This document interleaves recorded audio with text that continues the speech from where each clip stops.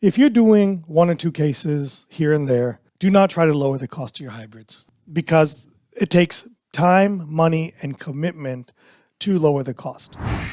We've been misled to believe that dentistry, more specifically the dental business, has to be complicated. Dentistry can be simple and dentistry should be simple. Hi, everyone. Welcome back to the Dentistry Made Simple podcast. I'm Meredith, your co-host, and today I'm joined by TBONE. Welcome. Well, this week, our episode, we are going to talk about making hybrids more affordable in order to do more cases. It's really exciting because this is something that's kind of right in your wheelhouse, something you've been doing a lot more of lately. But before we get into today's episode, I have a few things. We have a 3D boot camp coming up. This is a great way to bring your team, get them engaged, and really for them to see the vision of what you want for your practice. We go over scheduling, verbiage, firm financial arrangements, photos, new patient experience and workflow. So there's really a lot to learn there, and I think it's great to bring your team and get engaged through that. And then also what we're kind of talking about today is hybrids. We have an all-on-X class with a restorative component to that, which kind of goes over the ways you can lower the costs of hybrids and how we're doing that. Before we get into it, though, I do have a review. If you haven't left us a review on Apple Podcasts or 3D Dentist Google review, please do. We would highly appreciate it. 5 stars, please, if you would. This one says, great podcast. I always enjoy listening to the podcast, especially when I'm on the treadmill getting ready for the day. It puts me into the right mindset and has tons of real-world advice that I can apply into my practice. TBONE is awesome. If only we listened to it well, or if only we recorded. Could you imagine? We should get 2 of those walking treadmills, and then we can record while we're on the treadmill. No, thank you. I wouldn't be able to talk. Yeah, we'd have no breath. At 3 miles an hour. Well, let's get into today's episode. Let's do it. So making hybrid all-on-X cases more affordable is definitely what would lure a lot of people in, because the cost of getting started and getting going with these cases for patients is pretty high, which means in order to not cut into the revenue or you would have to keep the prices pretty high. So why are we lowering this, and how are we getting more patients to say yes? Yeah, let's make today a quick episode. Kind of, right. Let's just hit the top spots there. But so why? Yeah. So before we get into the why, let me mention a couple of things. Look, if you're doing 1 or 2 cases here and there, do not try to lower the cost of your hybrids. Okay, because it takes time, money, and commitment to lower the cost. Okay. So, I'm working on this because I want to do only hybrids. That's my next step in my journey as a dentist, is to get to the point where I'm only doing complex cases. And what I am finding is that the hindrance or the barrier to me doing more hybrid cases or complex cases is money. Okay, it's affordability for the patients. There's no lack of people that need this type of dentistry. There's no lack of people that want this type of dentistry. It's simply a matter of they can't afford it. And as much as we talk about monthly payments, I'm such a big fan of that. Sometimes people just can't afford monthly payments on $30,000, but they could find a way to scrape together $10,000 to $15,000. So when you get to a point where you're trying to make your practice really niche in a way like this, then you've got to learn how to leverage technology to do 2 things: lower the cost of the patient, increase profitability to the practice. And that's the other point I want to make. All of this is designed around increasing profitability to the practice. I'm not trying to get into a volume game where I make up the profitability by working harder. That's totally against what I believe in. In fact, I want to work less and make more. Right. So I want to make sure that people understand this, that I'm not trying to make hybrids.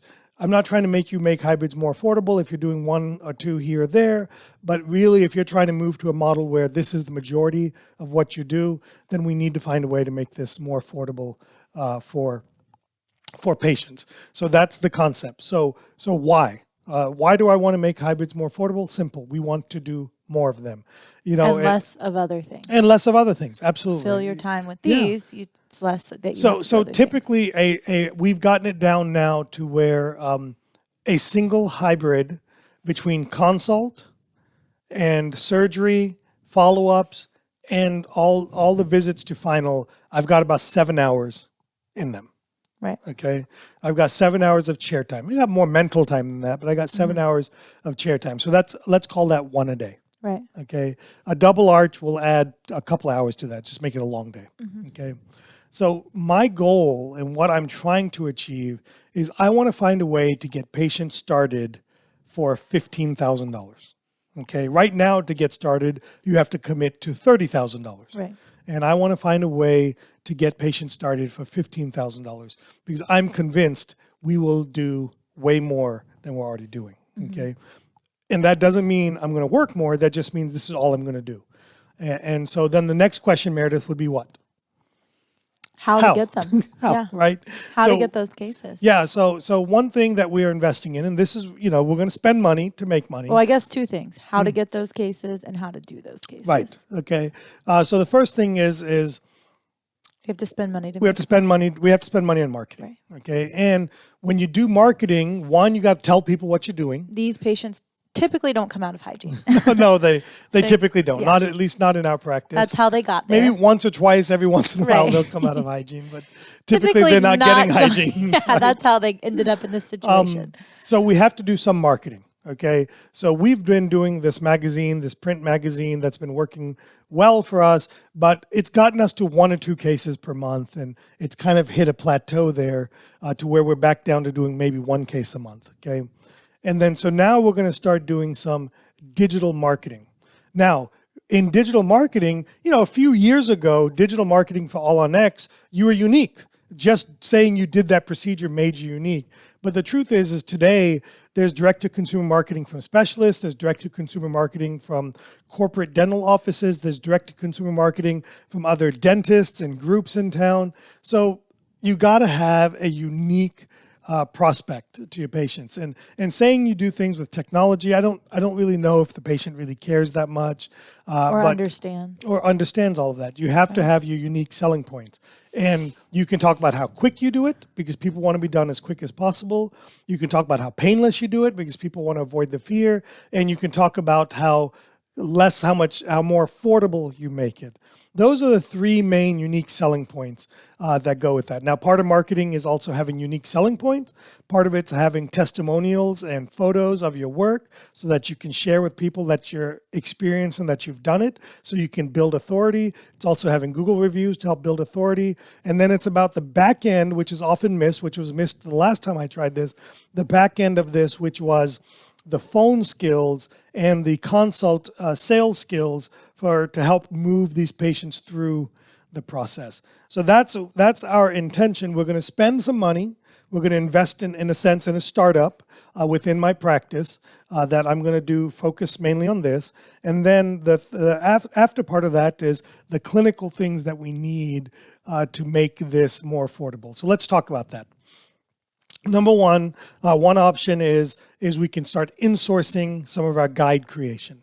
Now, I want to be very clear. I'm not a big fan of this. Okay, I know some people do it and they do it well. Here's how we're going to do it. Here's the approach we're going to take. I'm going to outsource the planning, insource the printing of the guides. Okay, so I'm still going to utilize a professional laboratory to do the prosthetic setup, the prosthetic planning, the guide implant planning under my direction, the guide segmentation, the guide detailing, and all of those things. And instead of waiting for them a week or 2 to print the guides or to metal the guides, I'm going to start printing them myself. Because another barrier that we've experienced in our practice is how long it takes to get started. So under our original protocol, which was using guided chrome or Synergy or InSequence or products like that, it was a 4 to 6 week lead time to get started. So we need to undo that lead time. We need to get that lead time down to a few days or a week, if possible, a week at most, if possible. So that's one thing, is we're going to insource our guide fabrication, not our guide planning, because I think you really need a professional that really has a good understanding of prosthetic planning, so that way we can get good outcomes. Okay, so that's that. The second thing we're going to do is we're going to leverage 3D printing of our temps. So now instead of having to do conversion pickups with temps that are bigger, we're going to start using photogrammetry and 3D printing along with digital design to be able to print a provisional in about 2 hours or the next morning for the patient. And it's not about saving the $200, $300 on the lab fabricating a provisional for me, or the time that it takes to, because this is actually adding time to my process, but it's really about the next step of this printing. And the reason we can get to a $15,000 model here is we want to move to a subscription model of annual printed provisionals. So in other words, the patient is not buying a final product, the patient is buying an annual printed provisional. And each year for $1,200, they're going to come in and they're going to get a annual hybrid maintenance and a new prosthetic, a new printed prosthetic that we can print here in the office. And that comes from that design that we do at the time of surgery, or a redesign if the design at the time of surgery isn't great, or if there's some tissue changes. And to do that, you got to have photogrammetry currently, because digital impressions aren't accurate enough consistently to do full arch implants. You got to have digital impressions. You got to have digital design with 3Shape or ExoCAD, and I'm sure there's others. And then you got to have 3D printing to be able to do that. So that's kind of our model. And then the third step to this is going to be doing in-office zirconia. In other words, we're going to take the same design that we use to print.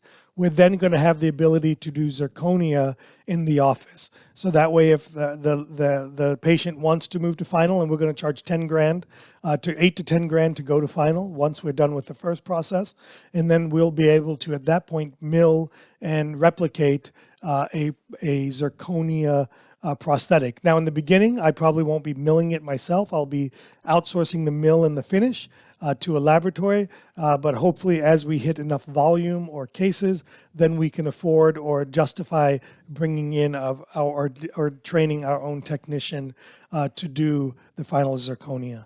I know for a fact that I or my assistant can do the 3D printing and the painting that's involved in that. So that's kind of the how that we're going to do this in a nutshell. And the goal for me is I have set it out. I want to do 5 arches a month.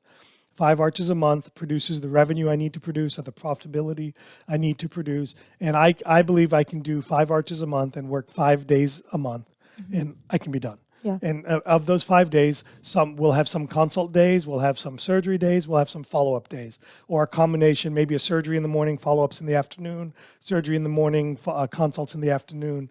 And we've got to the point where the consults can be even done without me at this point in time. Yeah. So that's the business model. I want to work 5 days a month, and I want to do 5 arches a month. And that business model should give me the revenue and profitability that I need to continue to pay for my family and stuff like that. Yeah. So if you're interested in getting the workflow of our All on X, we do have 2 courses coming up, June 9th and 10th and October 27th and 28th. We also have an option where you can add on at our nonprofit a live patient, where you can come with TBONE or one of our other instructors and mentors and do a one-on-one case while you actually do the case on the patient. We'll go through kind of the lab and the workflow and everything, the pre-planning of the case before as well. And then if you don't feel like you're quite ready for the All on X, we also have an Introduction to Full Arch Overdenture course. Yeah. That would be great to get you to that. With live patients. With live patients as well, to get you to that next step. So let us know if we can help. All right, everybody. We want to help grow your practice. That's what we do at 3D Dentist. We want to help make your practice simple. That's what we do here at this podcast. We've got so many tools and options for you to help make that happen and all of that stuff. So, support 3D Dentist. Let's continue to make dentistry great. Let's continue to make dentistry simple and fun. And let's continue to create balance in our life. We'll see you next week.